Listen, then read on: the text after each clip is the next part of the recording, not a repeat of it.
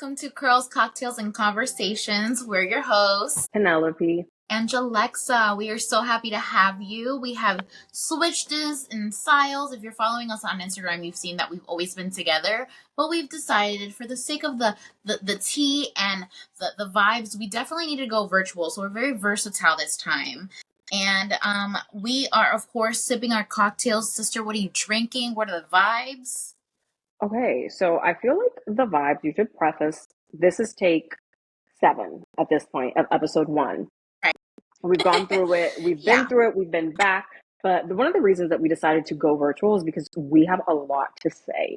And we're constantly talking. There's, especially within the last 2 weeks, I feel like so much has happened that we're like, we need to talk about this now. So we're going virtual. We have our drinks. Now, I feel like once we're in person, that's going to give production. That's going to give, the beautiful drinks, all the things. This one, it's something to get us by. It's a little pineapple tequila moment. Something to kind of reiterate what you said. We're giving vibes right now. We really wanted this podcast to give you girl vibes, girl talk. This is literally what me and Penelope talk about the last couple of days because tea is hot. Yeah. The tea is hot. Yeah. So, of course, like you always say, sister, what do you need to grab right now? Go ahead. Grab your drink. Join us. If you smoke, grab your blunt, sit down, settle in. Let's get talking. I do want to preface this. Okay, well, yes. Before I preface this, a little cheers moment. Now, this podcast, this episode, we're going to be talking about a lot of things going on in Hollywood, a lot of things that have just been on the news recently. So I wanted to include a little trigger warning on here because we're going to be talking about some things that include sexual assault, abuse of power. Yeah, we're going to get into it. And so if that's a little bit heavy for you, completely understand. But if you want to rock with us, I think we should just get into it. Absolutely. I know that people have been talking and there's a lot of things that are going down in Hollywood. And we're going to try to talk base. I think what kind of kickstarted all of this for me and what I know from my TikTok feed is the Quiet on Set documentary. I think that for sure kicked us off. Wow, the taste that Hollywood has in our mouth this week. I think that I was overall in shock to see how my childhood could be teared down completely in the approximately 4 hours that I spent, or 6 hours. It took years. It took years off of like me and just my theories on how I saw like kids actors and just everything. What about you, sister? How do you feel about that documentary? We did our homework for that one. We did. It was something that like just like you said, TikTok kind of took over, like my TikTok took over, or that took over my TikTok. And I was like, I don't want to see it. I don't want to have other people's opinions. Like, I want to watch a documentary. But then I was like, I don't know if I'm mentally in the space to do this. And I feel like the documentary was just as bad as I thought.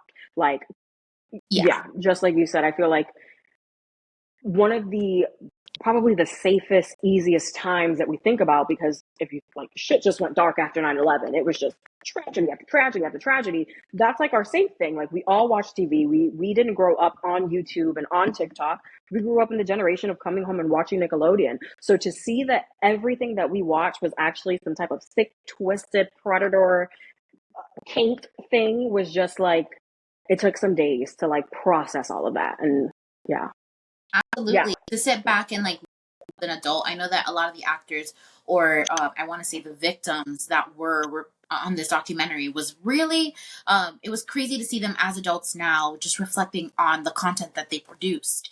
And it's like something about that just doesn't sit right. And especially being a new parent, it's like I would have told my son to like change the channel, watch Barney for the rest of your life, because it gives a lot of, like the images, the insinuation, it's really nasty. It's really sad too, because it's like you're backed by a very big network that's for kids, but this content wasn't at all. Right.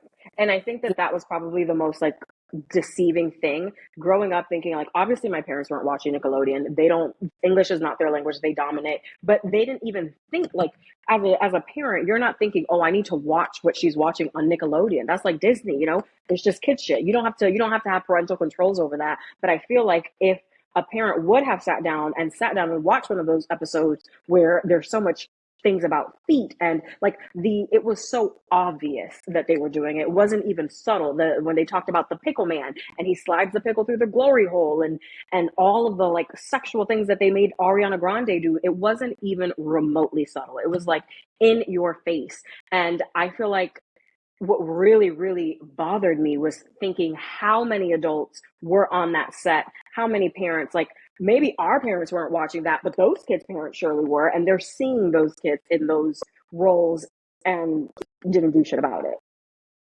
And the crazy thing is like you say, like it wasn't like a one and done. Like these are cast members that came back season after season after season. And honestly, I don't know how many seasons each show had. Obviously, they were long lasting show from All That, Drake and Josh, Zoe 101, iCarly, Victorious. So there were shows that were prominently money makers for Nickelodeon. So just to think back, like of course if my child is on a project, I'm watching the full season from start to finish. To sit there and say, did you not see what was wrong there?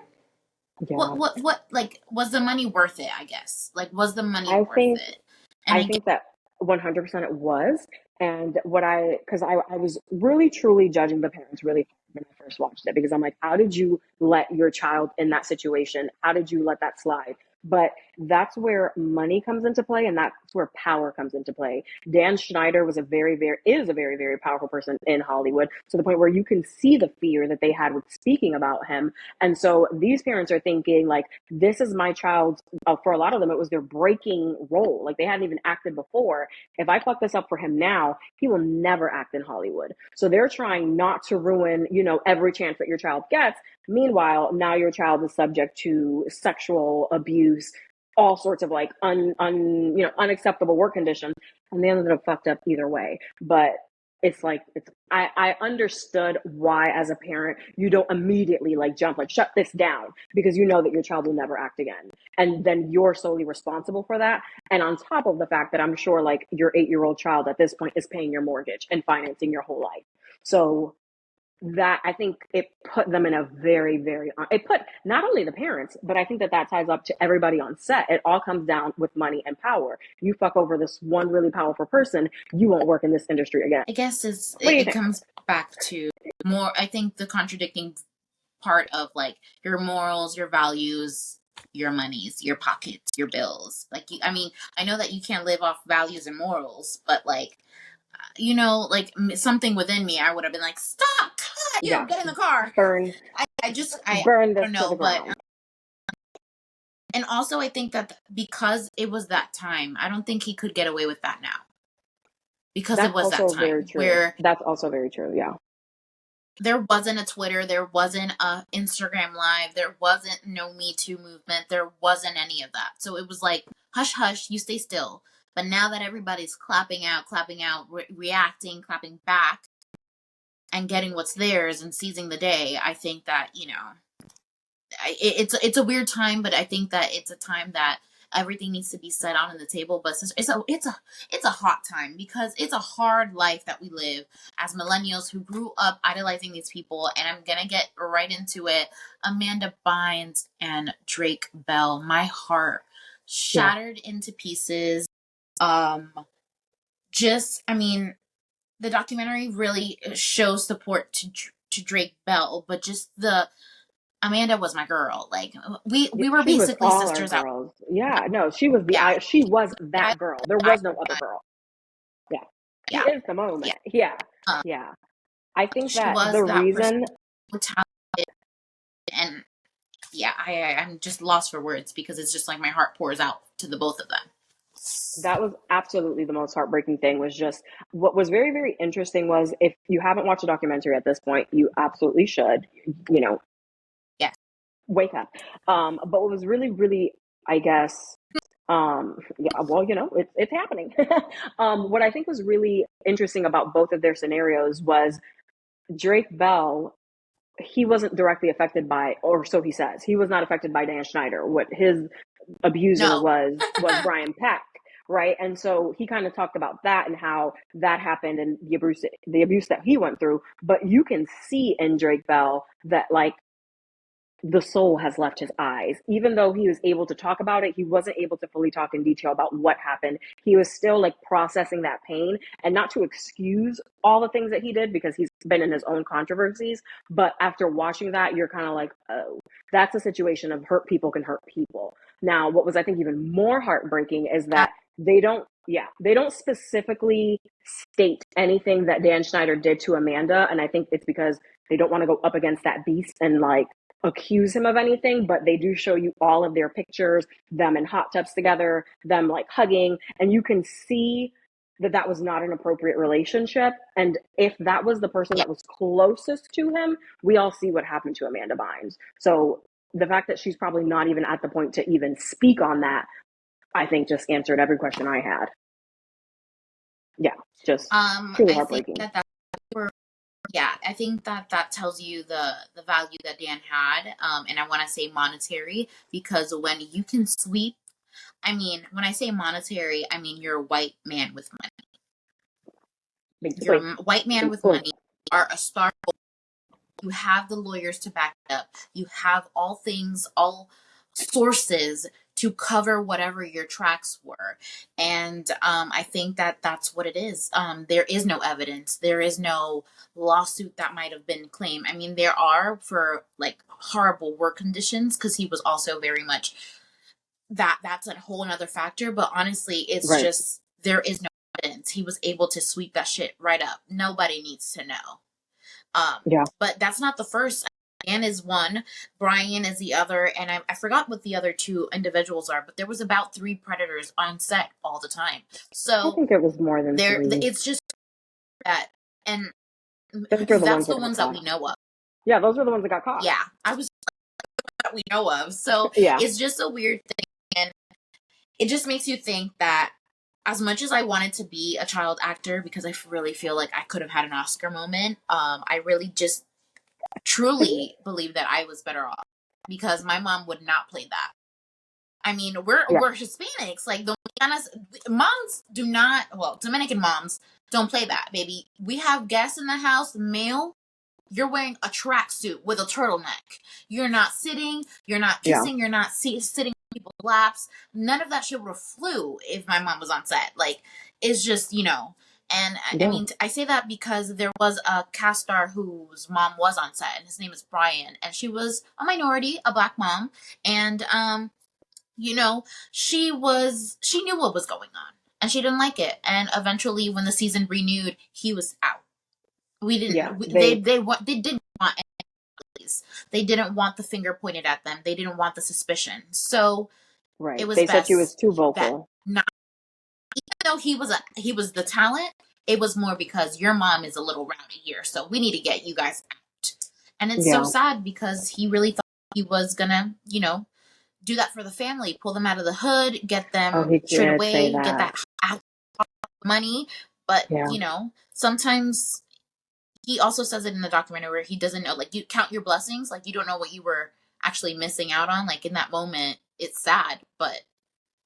Yeah. And I think especially that has to be really hard for parents, because I don't know, like, growing up, yes, you couldn't, like, I couldn't be around people in, like, you have to dress a certain way. There's men, like, we were very privy of those things, but as a child, I had no idea really why, And so I think it's really, really hard as a parent to, like, you don't want to tell your 6-year-old, like, these men, that's a very, very, very uncomfortable conversation to have. So it's like you're protecting your child from something, from an evil they don't even understand. I mean, that goes aligned with Drake's story. Like, his dad called it out. His dad knew. His dad was like, hey, like, what's going on here? I don't like it. But the way he handled it, it's like he fumbled it. Like, I don't know what it was. Like, I had my suspicions. Yes, I had my suspicions with the dad. It seemed like the dad was very, very aware that Brian Peck, there was something going on. Like, he was like, the way he was touching him inappropriately, like he had his hands around his waist. He was always following Drake in the dressing rooms. Like, I wasn't comfortable with that. And in, typical predator fashion, he caught on to that and tried to distance Drake from his dad. And then basically was like, you need to cut your dad out from your management, bring your mom in. Mom obviously wasn't that privy. And so that's what happened. But what I didn't understand is, like, as a dad, at this point, Drake wasn't 8. He was already 15 years old. How do you not tell your son? Like, that is a conversation you can have and just say, hey, like, watch that man. He has he's too involved. He's too interested in you. And like, I'm your father. I know that I'm here to protect you. Don't trust him.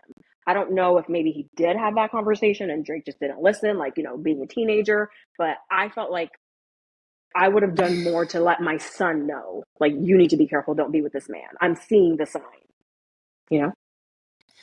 Yeah. That whole story between the mom, the dad, and the predator, Mm-hmm. it gives me the biggest ick because, again, speaking with my parent eyes, it's like I would let no man come between what me and my partner have, whether we're co-parenting. Like, no, there's nobody I trust more than the dad. Like, it's the dad. Yeah. But also, Yeah. that's sometimes, very like. But if we have this relationship, we have this trust, and I do feel like you have my child's best interest, I'm gonna trust you. But the stranger here who's like pushing and pushing and pushing and like, oh no, I'll take him. Oh no. But why? Like, what's your intention? You're 47 years old. Why are you after this 15-year-old boy? So, like, there's a lot of things that Yeah. just didn't click for me. And it's just, this is why we must protect the kids. We must have, like, a third eye. And I know that some people have it and some people have, but it's that parent intuition. Like, just trust the other partner. Like, I don't know. I feel horrible, and it's just like you have a parent who cared, but Amanda Bynes didn't have that. Her parents took the monies. They wanted the Yeah. monies. They saw a cow when they saw Amanda. So it's just awful what these kids went through, and I feel like that just gave us just a brief snippet of what the kids in Hollywood were going through. And I Yeah. mean, it's been cycles of this mistreatment and hierarchy of power. So just to see that it's coming to light, I'm like, oh my god, Yeah. is the next documentary going to be more of Disney? Like, I don't I want to. absolutely, absolutely. But I think, I don't know. I think Disney has a lot of money to shut that shit down. But I would not be surprised if next they come for Disney. But I think that you touched on a lot of things, and the hierarchy of power is that is, I think that's the biggest problem of all. That exceeds all children. Like, protect children at all costs, but it's not just something that happens to children. But to touch on the children, I think the central message or the question that was posed, like, in that documentary is, should there be child actors in Hollywood? And I feel like it would be very weird if there wasn't, like, the kids need to watch, like, kids should see Right. themselves and be reflected in the media. But I also don't see a way that you can protect the children, because you can't vet that kid's parent is going to protect them. There are parents that see their kids as cash cows, and so how do you protect them? Like, not only if that child doesn't even have parents that are willing to protect them, why would all these men in these executive rooms do that? I don't see a world in which, yeah, I don't see a world in which you can ensure the safety of a child in Hollywood. So, I don't know. Yeah, and that made me think, like, oh, maybe there's laws in place that, protect the children. And I mean, there are laws in place, and that still didn't help these children. Like, Exactly. overworking and Yeah, they touched on that abused. in the documentary, because that was one of the things about Dan Schneider. Like, he was brilliant in the way that he was able to tap into the minds of kids and the way he was able to do these shows. And what, like, made me realize that the reason he was so brilliant is because he was working these kids like adults. Like, they were putting on full productions and shows that were similar to SNL. And one of I don't remember which cast member touched on it, but they would be like, hey, we need you guys to work longer. And what were they going to do? Like, hey, no, there's labor laws that are going to go up against this. Like, so yeah, I don't see a scenario or a world in which they can do that freely without protection, unless you have police on set, unless you have a therapist, people that are watching. Like, that's the only way that I feel like, okay. You know what I was just about to say? I think that this definitely shined a light on that, on Move on over a a little corner bit. that was very, very. You're in the corner. Oh, I'm like, Yes, there she is. in the corner. I There you don't go. corner. Oh, I want to be mean there today. she is. So thank you very much. This virtual lie, you can't just bump me. You can't just hit me right there. gonna be her shoulder. No, but what I was gonna say is, I think I lost track, but moral of the story, this is crazy. I think that, okay, I got it. My track it's the alcohol. It's the fucking alcohol. I feel it. For sure. One of the things that I wanted to talk about is that this shined a light on something that was so dark and something not talk about, that now I feel like they're tiptoeing until it goes back in the dark again. Eventually everything goes back into the dark, but I think they're going to have these production companies saying, hey mom, hey dad, we have a therapist, we have a teacher here, we have someone that times us and tells us, no, we have an officer here. You know that the production is here for you, and at any time you feel, it's kind of like what happens at schools and all that stuff, like when these mass shootings happen. It's like, are you guys okay? Okay, great, let's go ahead and have therapy. And they do it for a couple of weeks, and then everything goes back to normal. So I think that they're really going to be a touchy subject. And also I think this is a different time. Like, people are out here loud and proud, and they're going to go on the TikToks, they're going to go on the Instagrams, they're going to go on all types of to the media and say what it is. So it's a weird time. These are different times, because now kids can have the same fame without having to even leave their house. You can do that from your home, and we are at a point that it's not only the kids, but there is a definite awakening of this behavior is just not tolerated. Like, up until we were growing up, there was powerful people, and we're gonna tap right into the powerful people that had a lot of money and had a lot of influence. And who were you to go up against that? You didn't have a platform. You couldn't speak your message on TikTok and go viral and have access to millions of people at one time. You couldn't speak like that. You couldn't speak to an audience of people the way that you can now. So people are finding their voices. People are speaking, and I think that we are seeing a literal revolution in Hollywood and the industry as a whole, because we've like, that just came out in 1 week, and this week it's already like, we're not even talking about Quiet on Set. Now everything is Diddy. That is how fast these stories are coming out.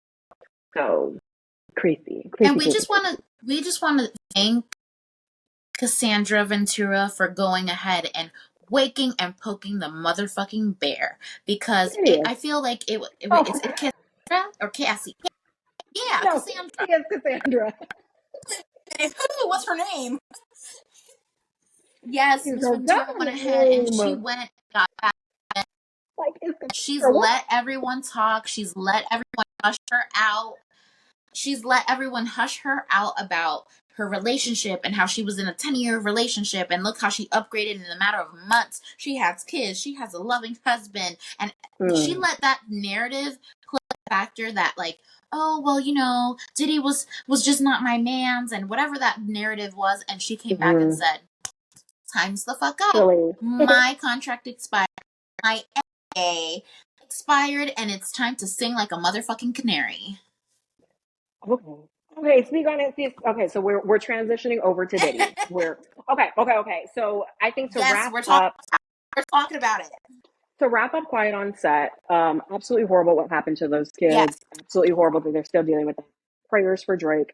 Prayers for Amanda. I hope that, like, with Drake talking about it, I know you could see how difficult that was, but I hope that this is freeing and, like, healing for him, and that it also gives Amanda that voice that, like, hopefully she's able to come out and share her story, because I feel like she has a story to share. So prayers for everybody involved. That may not have these big brands and big names, that's also encountered any pedo, just any kind of awful behavior, because it's just not these big names that we grew up with, but the little people that were left behind, and that they don't have someone to voice their opinions because they feel like no one cares, and they don't want to relive that. So our hearts go out to them, prayers, and just, it's an awful time, but we do appreciate the story. And I think that this is the time to share your truth, because people are listening and willing to back you the fuck up. So, I think that that leads us to another heavy hitter on the Hollywood scenes, which is the homes of Diddy, the kids, everything that's been going on. There was a raid. Okay. Wait. What? Let's bring it back. Let's bring it back. So from any time that I turn on my phone, I'm getting live updates. You turn on your phone right now, the Shade Room is saying something. There's like so much that has gone on in this last week. So I want to know, like, what was the most shocking revelation that you've had? What were like your biggest like moments? Give me a background of where you're at. I'll give Um, you a background of my sources. Let's get into it. Well, I think growing up, you idolize Diddy. He's a mogul. He's someone who came from the bottom to the, like, he has these heavy, he had Biggie, he had all these artists, he had Bad Boy Records. You saw him on MTV. I grew up with Making the Band, 1, 2, 3, 4, 5, 6, 7, 8, 9, 10. I saw Identity Kane. I saw 20 That's up to Day them. 26. I saw those people come and glow the fuck up. So I think that a lot of New Yorkans or people from New York idolize this man because it was like, you're from you're from here, you make stars here, like, oh my god, that could be me one day. And I think I also saw the scary side, which you saw the episodes where he had these people run across the Manhattan Bridge to go get him a cheesecake in the BX. Like, it's just some of the things that I see now are just like crazy, and also like the fact that he's changed his names 30,000 times for each persona. It's crazy as well. Someone in the Yeah. industry. So a lot of things that grew up, and then everything came out, and I'm like, oh, that Were makes you so surprised? much motherfucking sense. No, right? Were you surprised? Yes and no. No, because it's like I feel like that's a common trend. Again, we talked about the Hollywood hierarchy, and when you are powerful and you have the monies to back it the fuck up, I think that's.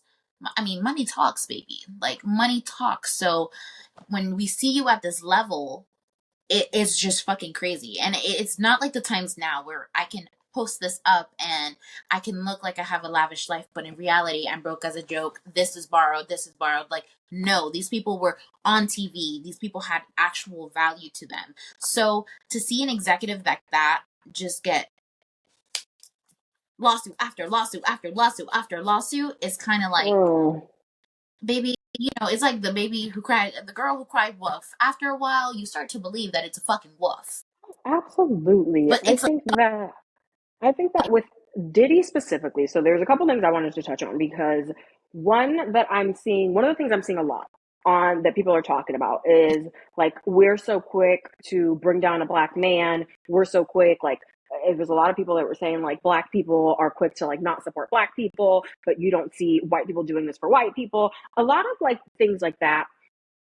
And here's what I will say on that since the Me Too movement, there have been big heavy hitters that have come out that you're just like, he was doing, and that is going to be Bill Cosby, Michael Jackson. Michael Jackson really, I mean, it was shocking, not that much because it was kind of like, I mean, it was kind of in our faces the whole time, and R. Kelly.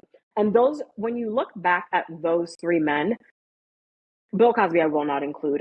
I personally had never heard any rumors about Bill Cosby raping people until everything came out. So I feel like he kept his right, but the other two, there have been jokes, rumors that has been going on since I was a child. There were rumors that Michael Jackson did things with same, little boys. There was always the rumors about R. Kelly doing things with that girl that he peed on and Aaliyah. Those are always rumors that we just kind of like and swept under the rug.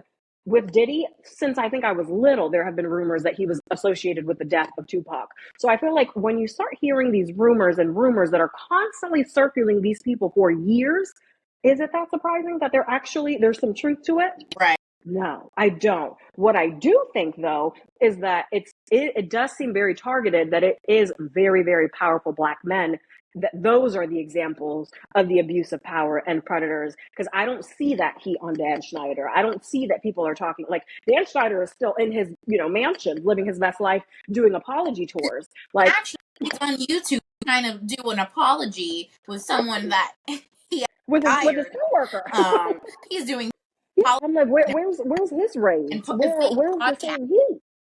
Yeah. So I do think that it is not fair the way that they're targeting specifically black men. However, that doesn't excuse what they've done. And I feel like that's not a situation where like, oh, we have to support him because he's black. Like, no, that's wrong. He did that wrong, regardless. That's how I feel Yeah, about it. I do believe that there's there is a little bit of a racist hierarchy power front here, because it seems like they are making examples of the black individuals. I mean, Right. Harvstein, what's his name? Harvey Steve Weinstein. Arvstein. Ese mismo. Motherfucking That's and what happens when you're drinking tequila. I'm trying to do a podcast.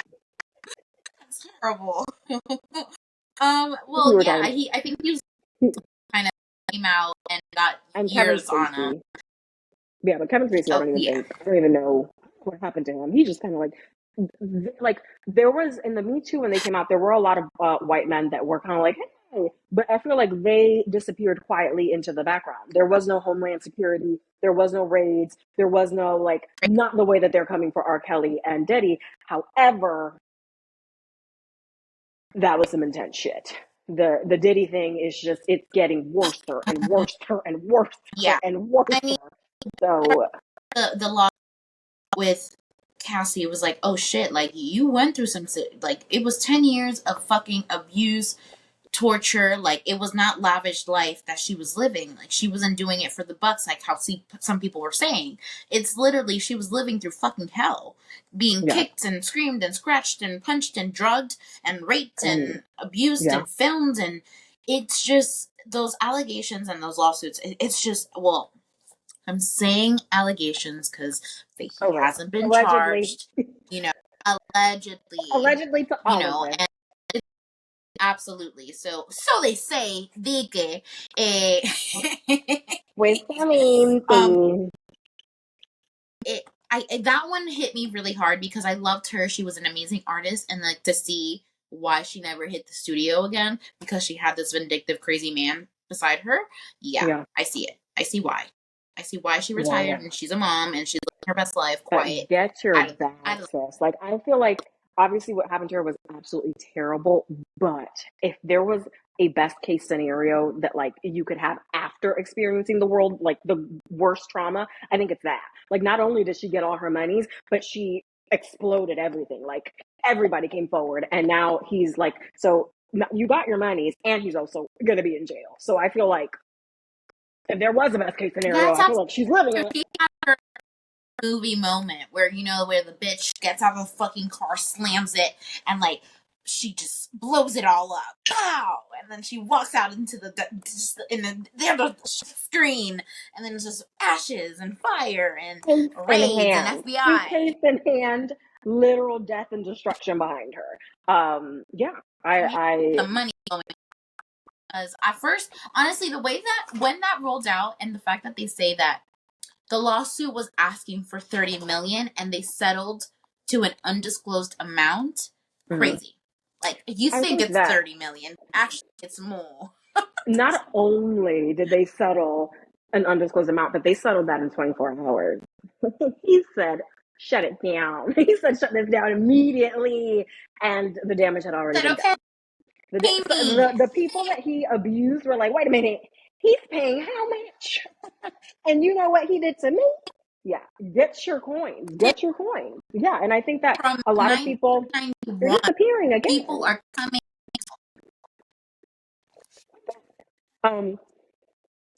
And I think that a lot of people have also kind of criticized that, like, oh, people are just now trying to get money off the situation. Like, you're damn fucking right. If that man did something to me in 2003 and the cutoff time for me to get him real bad is 2000 today, I'm coming for it today. I'm like, wait a minute. So she got it. I'm getting it. Yeah.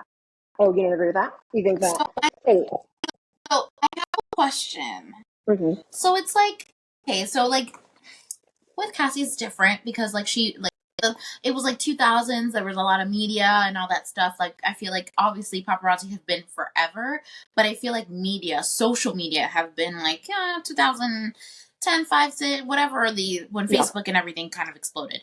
I want to say when I was looking through one of the lawsuits, they do reference to one in 1991, right?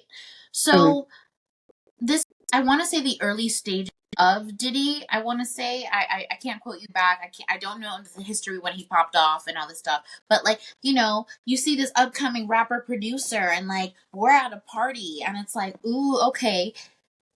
Sometimes I'm not trying to victim blame, but there's that weird intuition in my head, like I'm gonna come correct because a little part of me is like, I'm in this industry party and I'm vibing and Diddy's feeling me and I'm like, okay, you gonna take me home, you gonna make me some money, I'm gonna have your baby. And then I'm like, oh my god, like he didn't even stick around. Like he just left me on red. Like, I'm gonna come out for vengeance. Like he touched me. I didn't have any alcohol. Like, yeah, no, but like in that moment, it's like, do you know what I mean? Do you know, like, is it coming out correctly? Because I feel like I'm in my Yes. head. No, I understand The, you exactly know, what you're saying. And yes, there is some truth to that. And actually, I don't know if you watched Just Hilarious. She was recently talking about that. And she talked about one of the most recent, I guess it was like for an internship or something. He had hired somebody for an internship and he told the guy, like, come back to my place, you got to be with me. And the guy was like, respectfully declined. And that she was like, I mean, well, it's not like he abused him. Like he had an option. And one of the things that I think Charlamagne touched on is like, that's not the point. You shouldn't have to fuck somebody to get the job. Like you can't do that. That's illegal.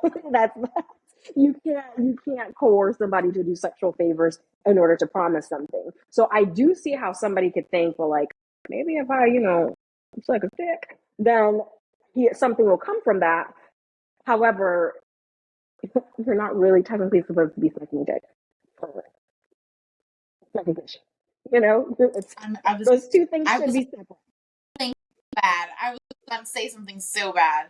I mean, I feel like that's how a little Kim, Nicki Minaj, all those rapper ladies got where they were, um, allegedly. And I'm going Yeah, off what I've heard in the street. yeah. No, it's it's It is, it's it is. not I'm saying what I've heard. I'm like, just oh yeah, because well, Nicki Minaj, no, like I've no. heard. But that's the thing, that just because something is common does not make it normal. Just because something is already like in place, like, oh, well, everybody's doing this, does not mean that that makes it okay. And I think that that is what people are talking about. I would like to advance in my career based off of my talent, not off of who I have to fuck to get there. And that's the hard thing, because before it was giving these people, the Harvey Weinsteins, who had access to make you or break you in Hollywood, P Diddy, who had access to make or break your career. In order for you to do that, it's giving you, we're going to have to do a little fucking and sucking. And not anymore. Yeah, I mean, you're absolutely right about that. I don't think that's something that needs to be. If I don't see that in part of the contract or on my resume, Right. I don't see Right. that. What is this? Um, I'm a um, virgin, sir. I don't know what you're talking about. It, it's um, awful. Like, honestly, all these people came out of work for real. You're absolutely right. It just hit, and everyone was like, "Wait a minute, you absolutely are right. I didn't have to do that, and I was forced to get what I wanted, and that's not okay." I think that that's ultimately what it is, because it's Hollywood and because it's that like weird world where you can technically perform sexual favors on somebody and then be, that makes your career. You're with him now. You're a mega millionaire, and that's what you have to do to get there. And having to like, wait, I don't like. You should not have to do that. But this is Hollywood, so who's gonna come? Who's checking this? Who's regulating this? Because this man is paying everyone's salary. This man is a corporation. He is a business. He is an entity. He has lawyers. So if somebody's telling you, okay, well that's just the way it is, that's just the way it is. Not anymore. I don't think. I mean, Who knows? time's up. Time up. Like Yeah. it's just. I think before I really thought that's how it was gonna go. He's gonna get all these lawsuits, and he was gonna. Can I put this on a credit card? Can I put this here? Can I put that there? And He's I trying thought they to were gonna. do everything he can to like I diversify mean, those I'm pretty assets. sure. Well, I really think he had a piggy bank in his home. Heard about this raid, and literally was like, "Let me make sure all my files, hard drives are on that plane, and I need you guys to just burst of that. Just drop everything on the water. Just drop everything in the water. Or make sure you put that in a safe in Hawaii. Allegedly. Right. According to the plane trackers, he was somewhere in the Caribbean. His plane was there. Crazy. So everybody was assuming that he fled. But then TMZ reported that he was in Miami and they were questioning his whole team. So, speaking of my, I want to ask. Miami, yes, that actually did. Miami. So, yeah. So, the woodwork. She came out real bold when everybody was like, "Where's Carisha?" And she's like, "I'm right here, hey," which I thought was kind of hilarious. But now they're saying that, what is she, a drug smuggler, a drug mule, in this investigation? And then there was another point that I saw that was like, if that's your man's, and let's say, I think the situation, if I do not quote me on this, but I think the situation was, but it was, he had Tusi, which is like the pink cocaine that he was trying to smuggle from one place to another spot, and his assistant was supposed to do that. His assistant wasn't able to do it, so he basically called this girl, and Carisha did it. And so people were saying, like, technically that's just like her doing a favor for her man, but in the eyes of the law, she did take drugs and then probably smuggled or crossed. I don't know if she crossed country. I don't know what border she was crossing, but it gave smuggling.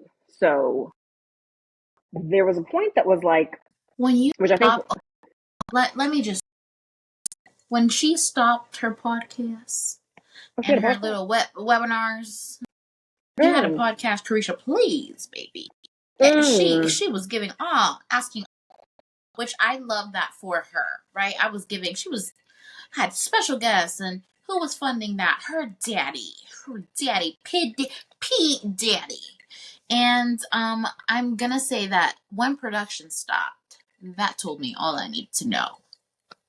Yes, and there was also I saw like a conversation going about these women that are advertising, soft life, and men just pay me and you have sugar babies. She was talking about she gets paid, I think, like $500,000 for, I don't know, doing what. And it's like, well, talk about what you really have to do to get that money. That men aren't just seeing how beautiful you are and paying you. Have white fingernails and white toes because that's what daddy likes. Yeah. But what are you having to do for that? It's not giving, it's giving that soft life is actually quite hard. Yeah. I mean, when you have to, your man's is bumping, I'm going to say bumping for PG version, but PG for what? The nice audio that we, all the moments. Okay. I did want to speak on that because that to me seemed the most inappropriate of all. And this is why, because I feel like for what she's talking about in her most PG term, there was an audio, and not only the audio, but there's a lot of speculation going on around him being homosexual, him having a relationship with Meek Mill, him having a relationship with Usher. I guess they were at some point in a throuple. Allegedly, there was a lot going on, and there was an audio that was released that may or may not be them having sexual intercourse. But I feel, and like the comments, because I saw that on YouTube. I saw the comments and they were like, "Oh, this is disgusting," blah blah blah blah blah, and I'm like,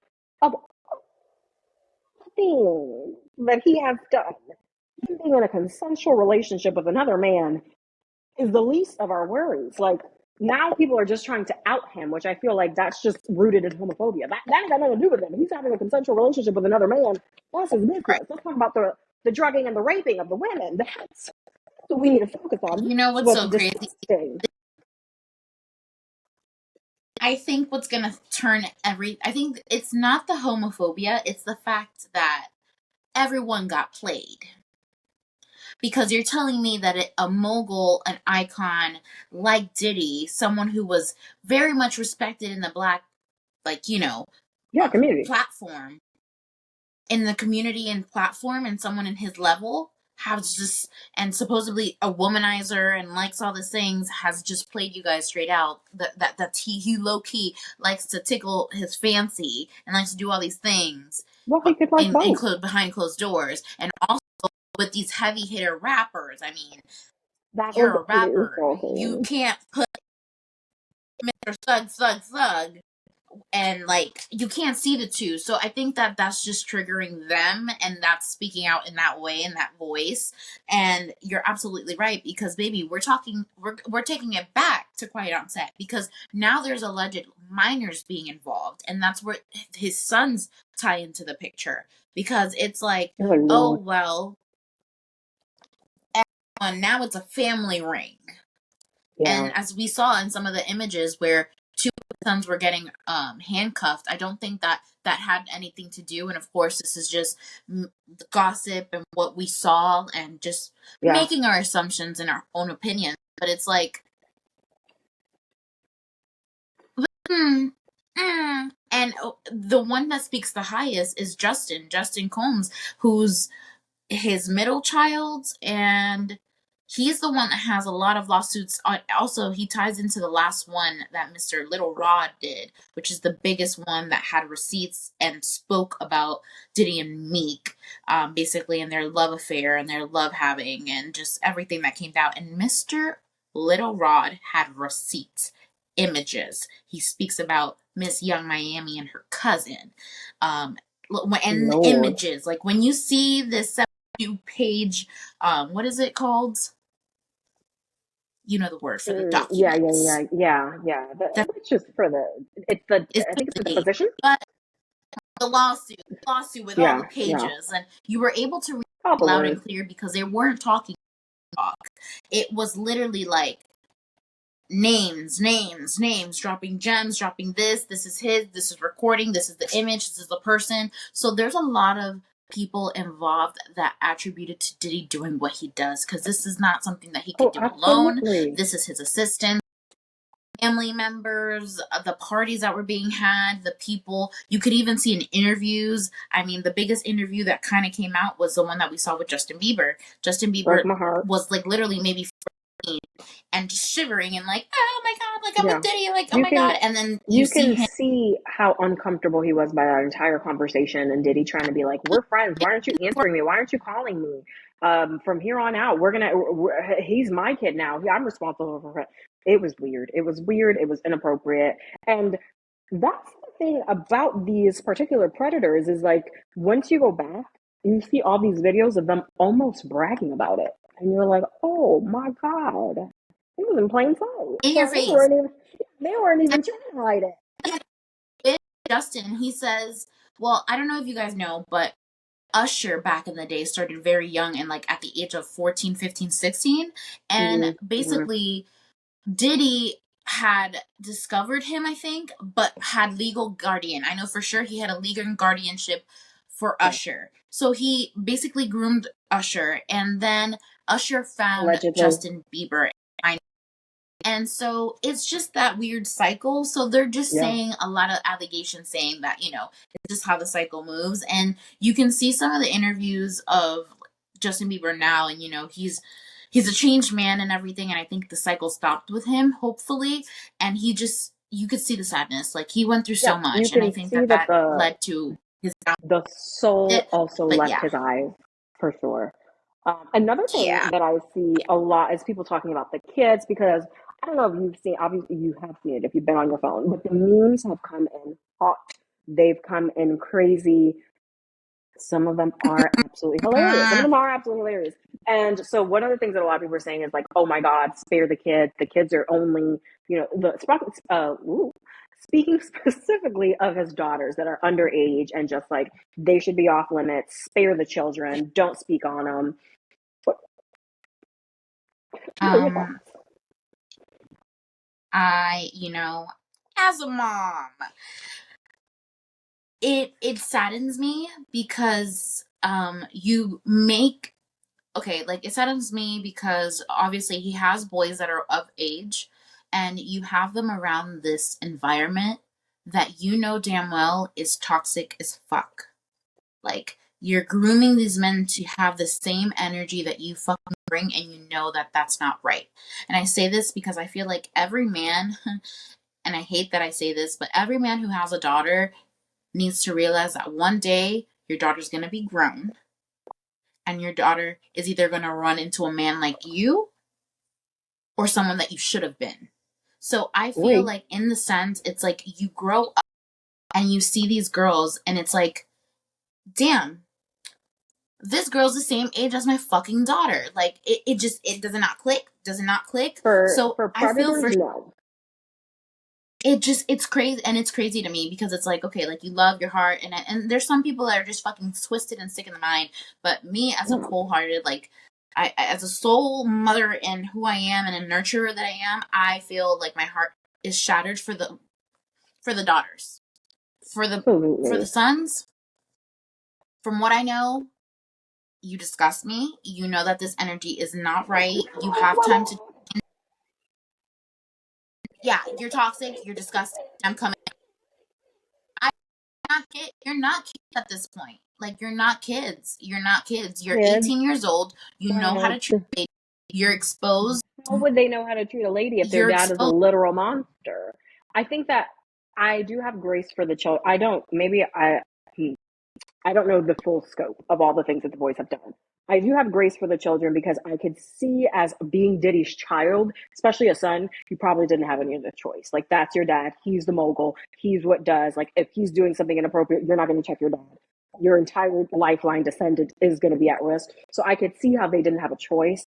However, yes, I think you're right. Like, well, I don't know. I think it's a very complicated story. I think it's very, very complicated when your dad is the big, big, big problem. But in terms of like spare the children and like don't talk about them, I feel like you know whose job it was to spare the children? Diddy. Like it is your job to protect your kid. It is Plus, your job to not do that. So you did all the horrible things that you did knowing that you had little girls, knowing that you had kids that were going to be affected by this.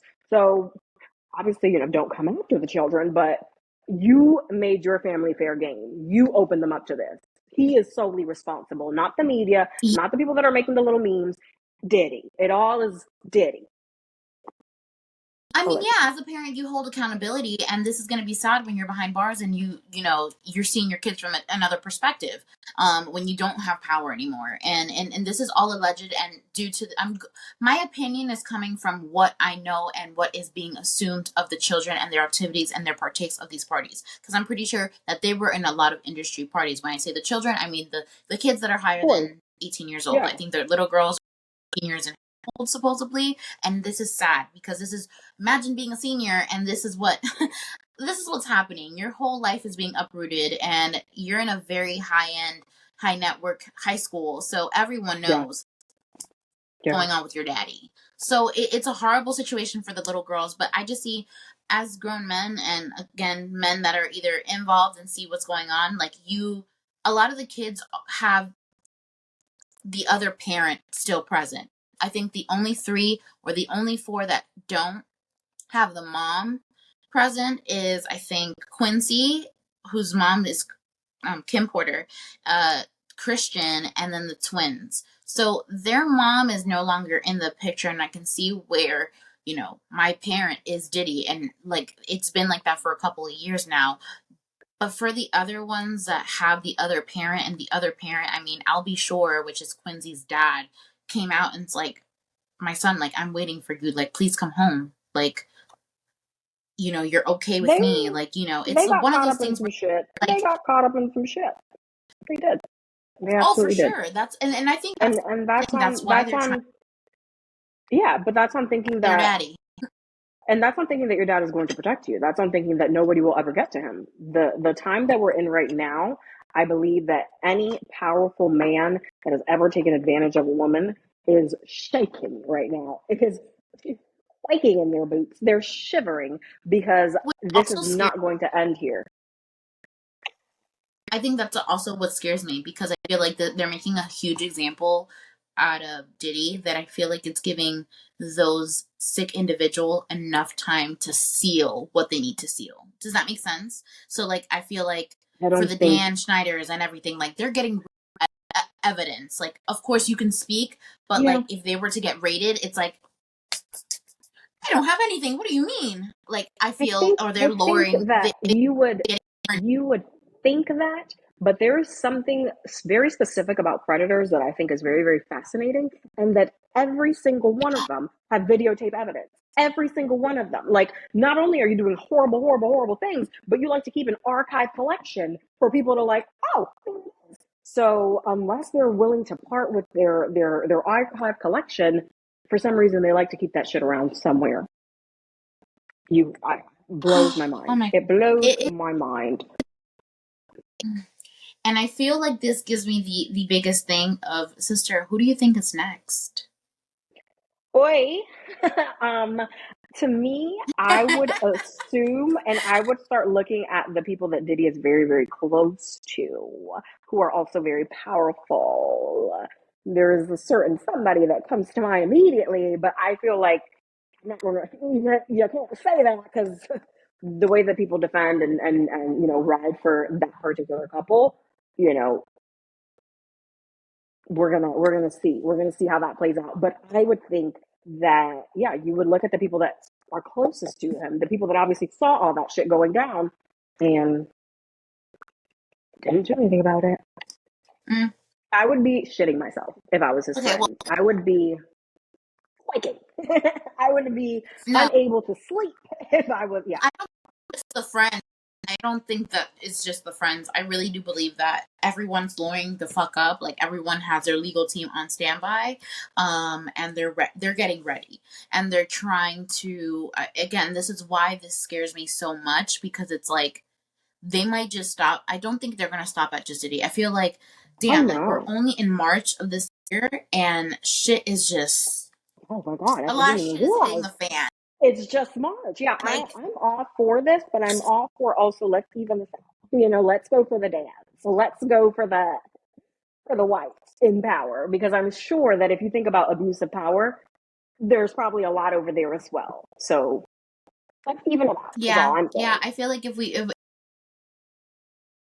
been a lot. I feel like this week, I think I need to re-up on some cocktails, because like, as a community, a lot. It is, and I feel like I don't foresee Hollywood, because they're going after acting, they're going after the music industry, they're going after nobody is safe. And I think there's going to be a giant change. And I think what's really changing is the way that we idolize these celebrities, because that's the most dangerous part. It's what blinds people. Yeah. To the point where you have a 17-year-old daughter, and because it's Diddy, now your parental is like, oh, well, it's Diddy, blah, blah, blah. No, that's a regular grown man who shouldn't be around your 17-year-old daughter, regardless of who he is. And I think that idealization of celebrities, it's what allows lines to be blurred. So I think that we're going into an era where we're seeing them as people. And that situation where there's a grown man, and a 17-year-old or an 18-year-old, in no situation is that ever okay. We've seen it proven. Weird shit is going down. Whenever there's that huge age gap and you're just with somebody who just freshly turned 18, it never ends right. There's always something really dark and twisted. Always. So, let's just be mindful of that. This is like a weird time, and I want to blame the solar eclipse that's happening in April. All the eclipses. I really do believe everything. It's like I used to think about that to promote this. It's like, ooh, I'm gonna go stand outside. Should I be in a bunker? Should I is the world ending? Should I stock up on food? Should I go to BJ's and Sam's, Costco, and all those places and stock up on water, food, and canned foods? I mean, I think if you were to scroll down, or watch the news, or if you make it to a certain part of TikTok, you would absolutely think that way. Yeah, it's giving. What I've learned in the past 2 weeks is that as dark as you think shit is, it's probably worse. And that's our show. Honey, can you get me a shot of tequila? Bring me the bottle. Actually worse. Yeah, I feel like reflecting as a millennial and a new parent, I'm scared to let my kid watch TV. I don't want to go outside. I don't even want to live in Disney, because that's not even perfect. There's a bunch of pedos there too. Don't do that. Yeah, I'm going to Mars before these people paint it. literally, yeah, I that was kind of my biggest takeaway is especially with everything that we are seeing going on in Hollywood is just like all of those little whispers and those kind of like ha ha ha little rumors that you hear about a certain industry or a certain thing, like kid actors in Hollywood, or you hear all these tiny little rumors about people that have been going on for a long time. There's probably some truth to them, and it's probably a lot darker and scarier than we could even imagine. So, yeah. I Anything you'd agree. like I to say agree. to make this It's lighter time and to peace wait. and fun? Yeah. Um, that we should. I think that we need to check on each other. Um, us millennials are going through a very hard time. A lot of the people that we are Yeah. seeing and idolize ourselves Um, are either coming as victims, and they are coming, and some of them are being taken down because they are the predator. And I think that it's just a time to kind of like self reflect, kind of find what brings peace within you, because I know adulting and life is really really difficult. And some of the things that we are unpacking is a little triggering because some people are dealing with a this whole lot behind the of scenes and triggering. haven't come. Absolutely. So Yeah. I know that this could be, it is a lot, and it's a very questionable time for the industry and just like our childhood and who we saw as a hero once upon a time. But I think that we really just need to, I was gonna say something funny, but I don't want to say. I don't feel like it was a time to say something funny, and I think it's just the alcohol, and it's horrible to it's a depressant, but I'm not depressed. Um, Did you put in there? Funny. I don't know. I poured. I just pour it up. I let it all fall out. Well, Pour it up. she had a lot to say, ladies and gentlemen. I think, yeah, I I do believe that is, and I think that we need to just sit back and watch these.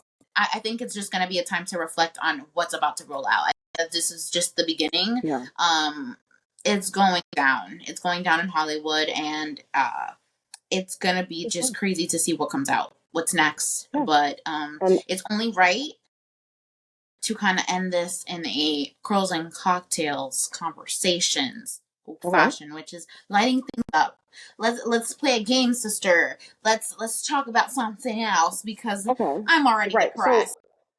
So this, even though we've done this now, we haven't done this particular conversation, but we have done episode 1 7 times. So this is new for this. What curls and cocktails is. So how we Oh, wanted to that's do this, right.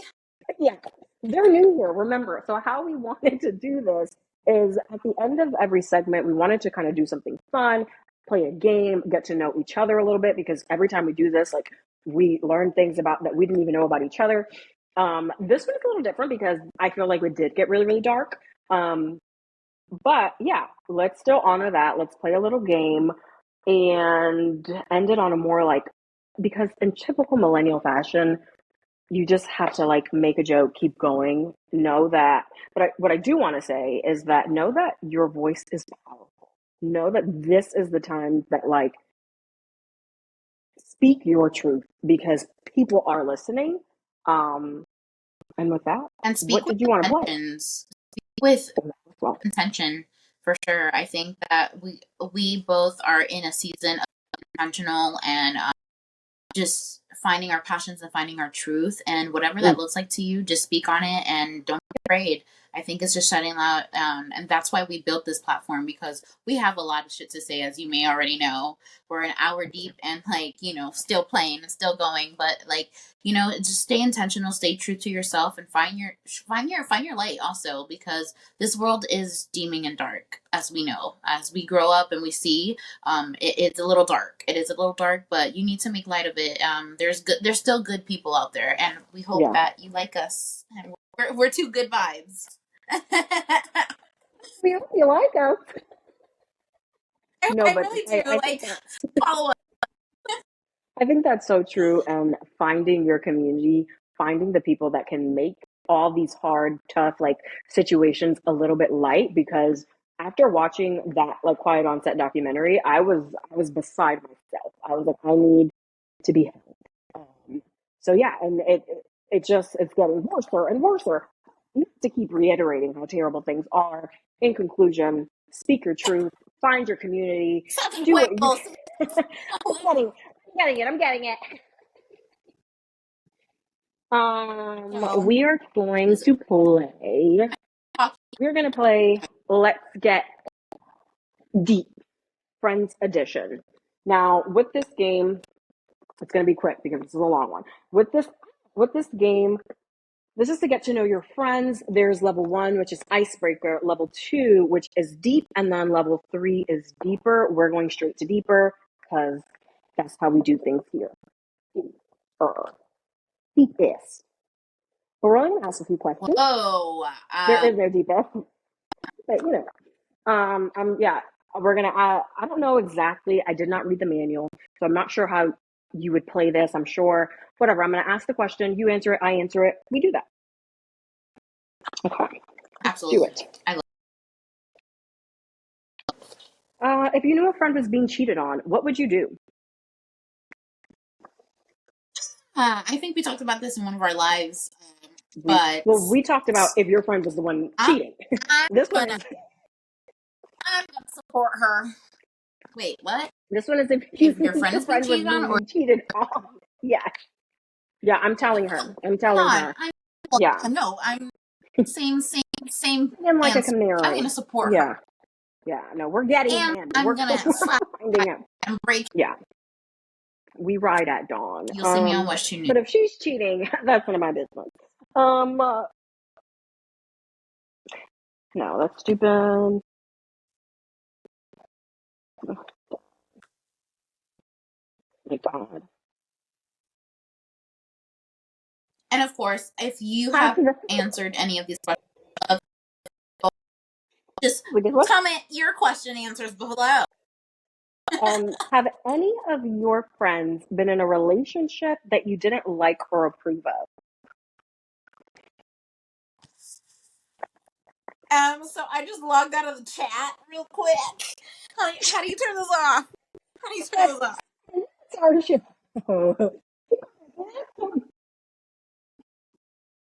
And we do episodes every week. So actually, if you pick up what she's putting down, yeah, I do. I'm gonna be honest. It was your relationship, and I'm gonna be honest. I didn't like him. I don't like him. She's been very honest. She's been very, very, very honest. Yeah. Have any of your friends been in a relationship that you didn't like or approve of? Yes, and I'm always very vocal about it because there's one thing I'm gonna do. I'm gonna tell you I don't like them. Not you specifically, but in general.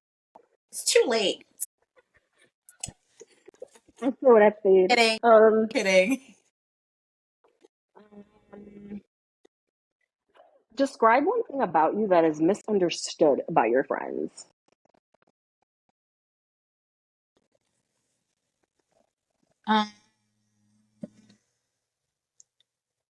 Honestly, I don't like to explain my friends to nobody because my friends son mías solamente, and I think that sometimes one thing that maybe your friends misunderstand about you. It's all about your friends. It's like maybe that I don't really I care, but I don't care that much.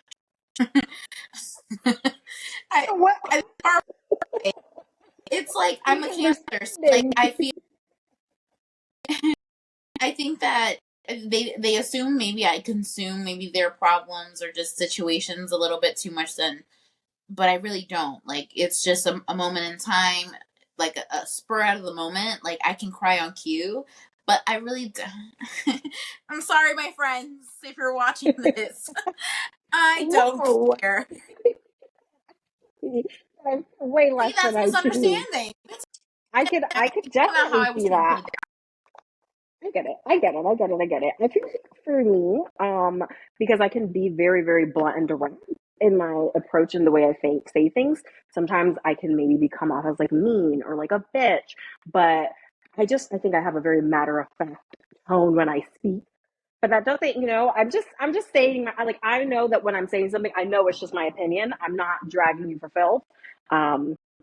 because that has come up a couple of times. Scorpio and Cancer dynamic, so you get it. I do a lot of crying, and she's just like, well, I said what I said. Period. We're gonna do one more. Yes, let's do one more. What's something that you're glad you don't care about? It's not the spiciest, but we have to end it. Something that I don't care about. I'm glad I care about people's. Oh, well, I'll take this lightly. Like, I know that I do care about people's opinion, but I don't take it like personally anymore. Okay. And I say this like people within my circle very much like, oh my god, what are other people thinking of me? I think after birthing a child, I can give two F's what you have to say. It's my life. I don't care. I don't care how I look. I also understand that I might be the villain in somebody else's story, and I can't change them. And it is what it is. Period. That's a good one. What about yourself, That's sister? a really good one. I feel like something I'm glad I don't care about is like keeping up with the Joneses and having to be on every trend and get every like be stylish and having to do whatever the TikTok girls are doing. I'm glad that I like got out of that phase of having to keep up with every single trend. Like, babes, no, I'm that's gonna leave you broke. And just basically being influenced to buy every single thing that's trending. I'm really glad that I don't care about that. Yeah, I think that's a big one, especially nowadays. But something that you do need to be on trend about is making sure that you are subscribing, you are reviewing us. We are two newbies in the podcast realm, but we are just two besties. We are just girls, Dominican girls, talking, hablando mierda, but all the mierda that you're already talking about, and that's already on your feed. So you might as well just join the chat. We do go lives on our Instagram, so you want to follow. And I'll let Miss Penelope go ahead and do it because I don't know if I'm cognitive to go ahead and say it all at the same time. All the things. Penelope, to you. End it. So, like she said, thank you so much if you've made it this far. Thank you for listening. Thank you for rocking with us. We are putting out episodes every single week. If you want to see us, see what we look like, because we are two beautiful women, you can find us on YouTube, and that is same curls, cocktails, and conversations. If you want to be more like behind the scenes, catch us on our lives. We're even more laid back. We talk even more shit on the lives. Our Instagram is curls.cocktails.convos. And then lastly, please make sure that you're subscribed on your favorite podcast player, and that if you can, show your support, leave us a review. I think I got all of them. Please. Well, thank you guys so much for listening. Look at us. We're just professional and doing this 20,000 times. At this point, I got it down. Well, yeah, thank you guys so much for listening, and see you next week. Absolutely. Bye, guys.